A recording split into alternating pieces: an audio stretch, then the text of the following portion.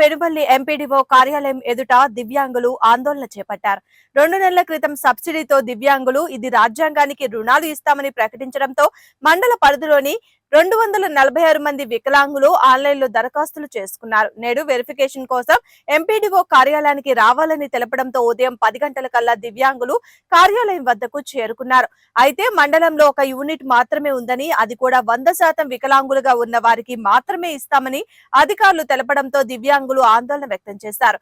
246 మంది దివ్యాంగులు ఒక్కొక్కరు సుమారు 1000 నుండి 1500 రూపాయలు ఖర్చు చేసి దరఖాస్తు చేసుకున్నామని, తీరా ఇప్పుడు ఒక యూనిట్ మాత్రమే ఉందని చెప్పడం కరెక్ట్ కాదని, ముందే విషయం తెలిస్తే దరఖాస్తు చేసుకునే వారిమే కాదని అధికారులపై దివ్యాంగులు ఆగ్రహం వ్యక్తం చేస్తూ ఆందోళన చేపట్టారు.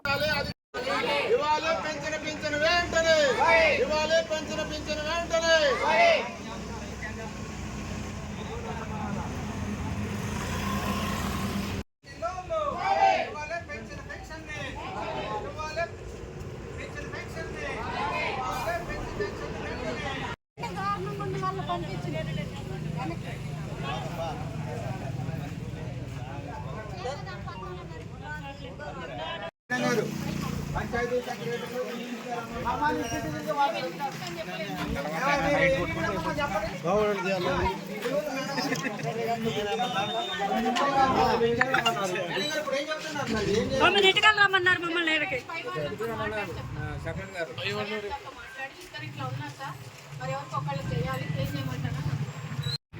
పెనుబల్లి మండలం వ్యాప్తంగా ఉన్నటువంటి 246 మంది వికలాంగులందరినీ మీరు రాండి, మీకు లోన్లు ఇస్తామని చెప్పి ఆశ చూపెట్టి ఎండిఓ ఆఫీస్కి పిలిపించారు.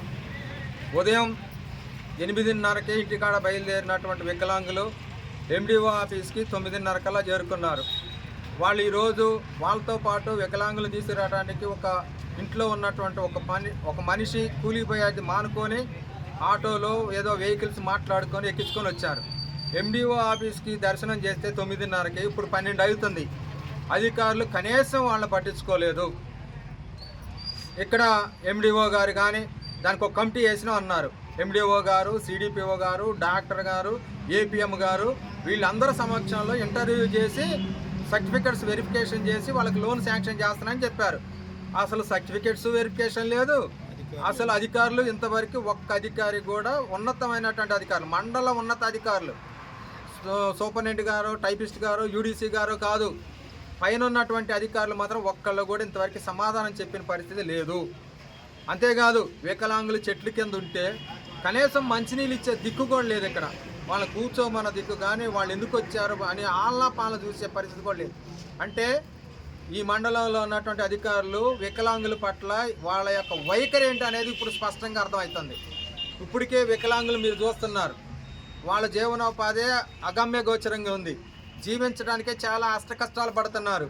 ఏదో ఈ ప్రభుత్వం లోను సౌకర్యం కల్పిస్తుంది, ఆ లోన్తో ఏదో బడ్డీ కొట్టవచ్చు, చిన్న షాప్ ఏదైనా పెట్టుకోవచ్చు అని బతుకుదామనే ఆశ కోసం వాళ్ళు వస్తే ఆ లోన్ ఏమో కానీ వీళ్ళు ఇక్కడికి వచ్చి ఇక్కడే చచ్చే పరిస్థితికి దాపరించే పరిస్థితుల్లో ఉంది.